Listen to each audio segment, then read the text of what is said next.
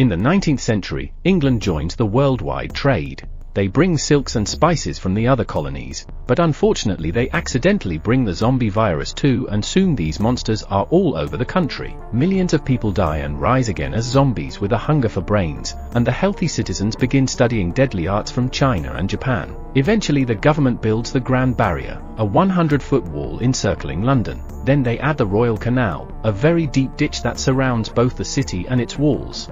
The land between the wall and the ditch is known as the in-between. In the Second Battle of Kent, one of the bridges across the canal is breached and the zombies kill all the villagers in the in-between, which drives the king mad. After the battle is over, he orders the destruction of all the bridges except for one. Soon lords and ladies leave London to live in their own fortified estates. One day Colonel Darcy arrives at an estate in Hertfordshire County because he's heard about a bitten person. A guard checks his identity at the entrance and takes him down a tunnel, where a priest looks at his bare body to make sure he isn't bitten. Then he's finally allowed into the house, where Mrs. Featherstone is playing cards with friends. She swears there's nobody bitten here and that no zombies have entered her estate in years. Pretending he wants to play too, Darcy sits at a table and takes out a vial of carrion flies. He releases them into the room while explaining that they can detect rotten flesh. The flies only fly around for a second before they land on a man, which means he's slowly turning into a zombie.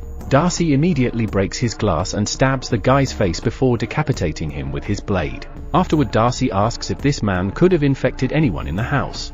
Featherstone denies it, so Darcy kicks the zombie's head off to scandalize the guests as he heads out. However, Featherstone's daughter refuses to keep on lying and rushes upstairs to check on the infected man's niece.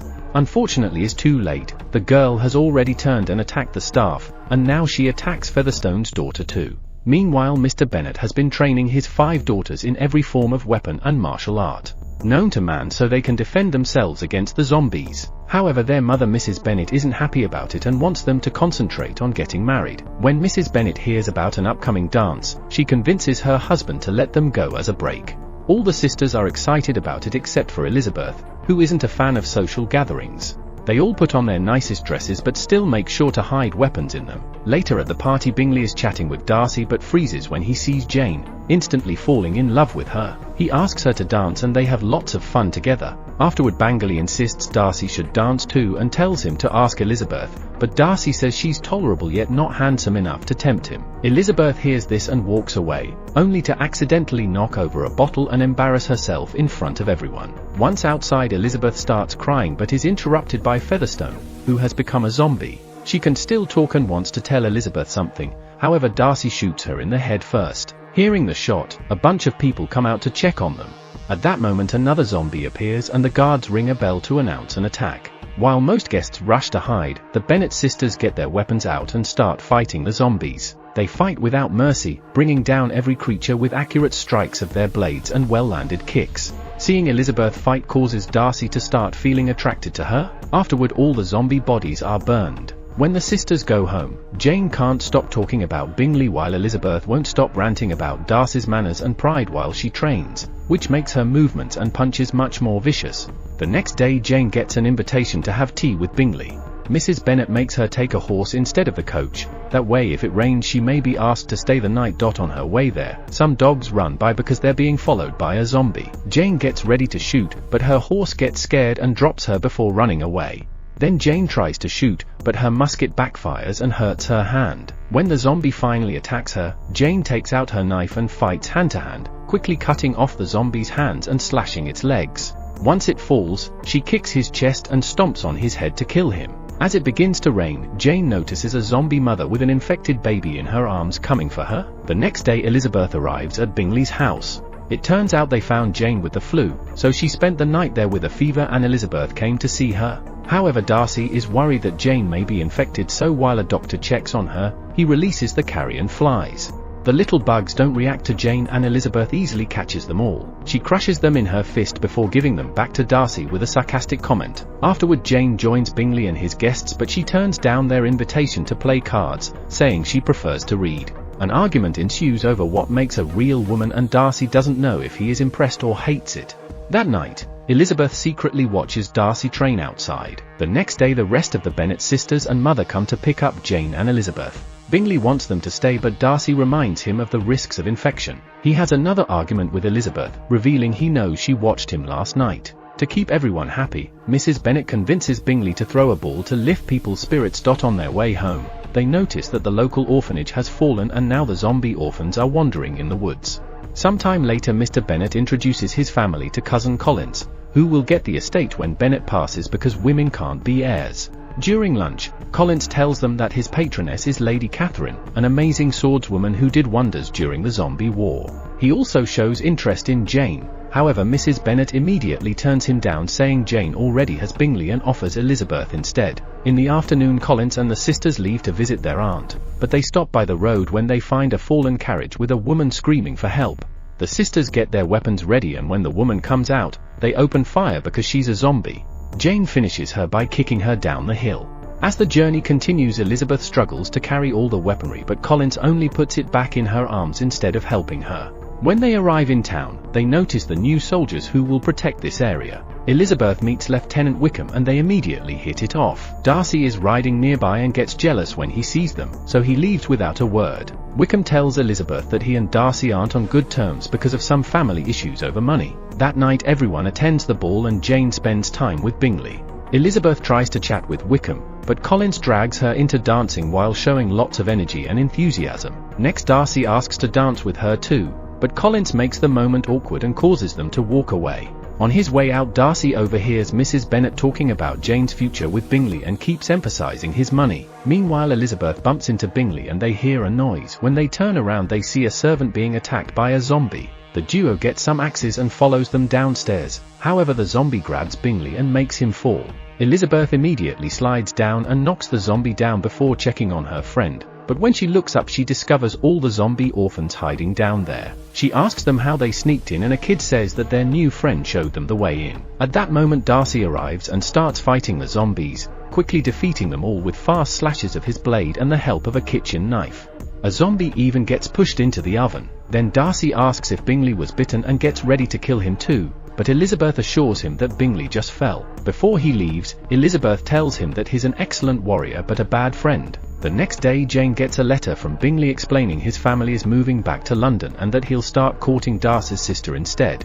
During lunch, Collins asks Elizabeth to marry him, but she'd have to give up her weapons and not fight zombies anymore. Elizabeth turns him down and rushes outside to burn off her frustrations by training. Her mother scolds her for turning down such an important proposal, but her father respects her decision. Elizabeth hugs her dad to thank him, but her mom keeps on nagging, so she runs into the woods to find some peace. In the forest, Elizabeth notices a bunch of birds flying above for men with top hats. She's then approached by Wickham, and when she turns around, the four men are gone. Wickham says he didn't see anything before inviting her to a special place. Moments later, they arrive at a church where a priest is reading a sermon. When the crowd turns around, Elizabeth is shocked to see they're all zombies. Wickham stops her from grabbing her weapons and they watch. The priest feed them pig's brains.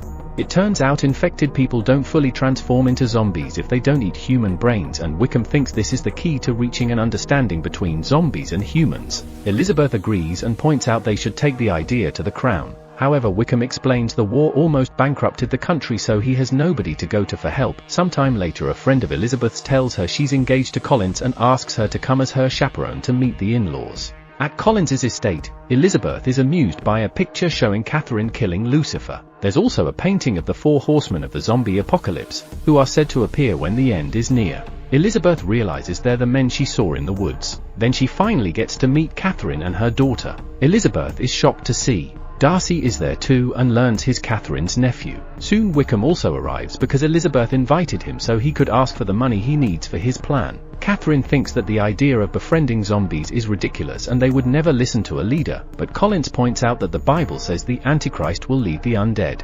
Darcy supports Catherine's opinion and gets angry when Wickham mentions his father, so he makes the guards kick him out. Elizabeth tells Darcy that he's as unfeeling as the undead. That night, Darcy spends lots of time outside training to deal with his anger. Elizabeth can't sleep because her friend snores and goes for a walk in the gardens, where she finds Wickham. He's come to tell her that Darcy made the Bingley family leave by telling them that Jane is only after their money. Wickham also asks Elizabeth to run away together, but she turns him down. Before leaving, Wickham reminds her that the day of reckoning is coming. The next day, Darcy tells Elizabeth that he considers her inferior but is still attracted to her, so he asks her to marry him. Elizabeth turns him down and calls him out for what he did to Jane and Bingley, only for Darcy to defend his meddling. A furious Elizabeth kicks him and throws a bunch of objects at him before attacking him with a poker. He quickly defends himself and they end up in a compromising position on the table. Their argument turns into a full fight and they exchange a bunch of blows before they end up in another awkward position. When Elizabeth says she'll never marry him, Darcy finally leaves and she ends up having a breakdown. Later, Elizabeth receives a letter from Darcy explaining himself. He says he didn't intend to hurt Jane, he only sent Bingley away to protect him from Mrs. Bennet. He also explains that he had to kill his own father when he became a zombie, but he still gave Wickham the money that was promised to him. However, Wickham kept coming back for more and got offended because Darcy wouldn't pay. Then Wickham tried to marry Darcy's teenage sister for the money, but Darcy saved her just in time. Lastly, Darcy informs Elizabeth that he respects her feelings for him, so to forget about his heartbreak, he's gone to London to fight against the latest zombie attack. He thinks someone is leading the zombies because the attacks were too organized. When Elizabeth returns home, she's horrified to learn that Wickham has run away with Lydia, the youngest sister. She guesses that he must have taken her to the zombie church. That night, Elizabeth is visited by Catherine, who announces Darcy will marry her daughter if Elizabeth doesn't marry him first. Elizabeth is seeing Darcy in better eyes nowadays, but she's still unsure about a relationship, so Catherine challenges her to a duel against her guard. The man is big and strong, so he throws quite dangerous punches and easily blocks Elizabeth's attacks. She refuses to give up even when he chokes her and slashes his face before breaking his arm.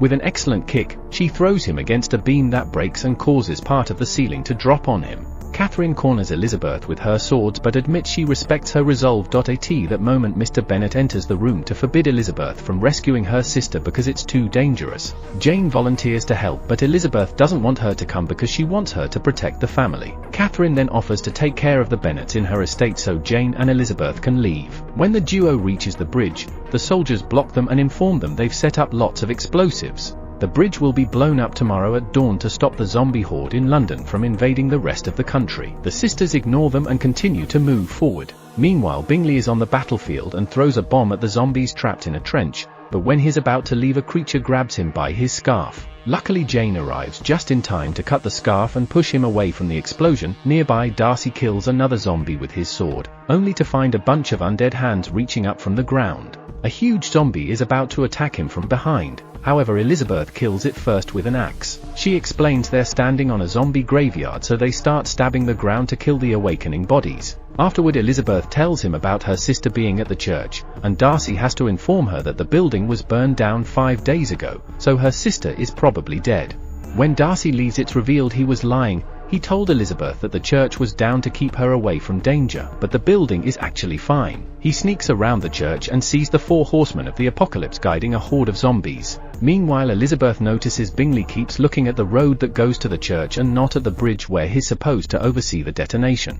This makes her realize that Darcy lied and she immediately leaves on her horse. In the military camp, a man discovers that someone has stolen all the brains from the dead soldiers. Back to Darcy, he enters the church through a back door and finds Lydia chained up. On a wall, he discovers Wickham's plans to attack London with the zombies. At that moment, Wickham shows up and Darcy offers him money in exchange for Lydia, but Wickham turns it down and opens fire. The bullet hits a gate and the noise alerts the horde, who immediately burst into the room. It turns out Darcy fed them the soldier brains to make them violent. While Wickham tries to defend himself, Darcy breaks the chain to rescue Lydia. At the same time, his horse pulls the bars from the window so his master can escape. Once outside, Darcy puts Lydia on his horse and sends her to the bridge. Then he brings down a couple of zombies before he's confronted by Wickham, so a sword duel ensues while the zombies run out of the church. In the distance, Elizabeth continues to ride and stares at London burning in horror. At that moment, she sees Lydia and calls her name, but she isn't heard. The zombie horde appears behind her and Elizabeth takes out her sword to cross it. Lydia makes it to the bridge right before they start getting ready for detonation. Back at the church, the men continue to fight and Darcy manages to stab his opponent. However, Wickham is fine because he's been undead all along and has repressed his urge for brains thanks to his hate for Darcy.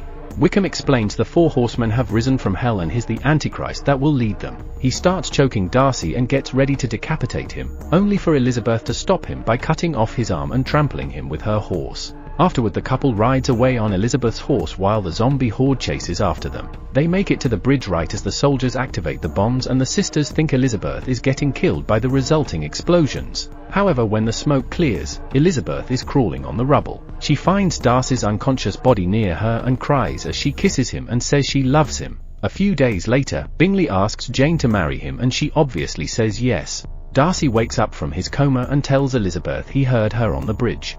He proposes to her and she says yes before they kiss. The couples get married together and Collins officiates. Everyone is happy until they see Wickham approach with a zombie horde.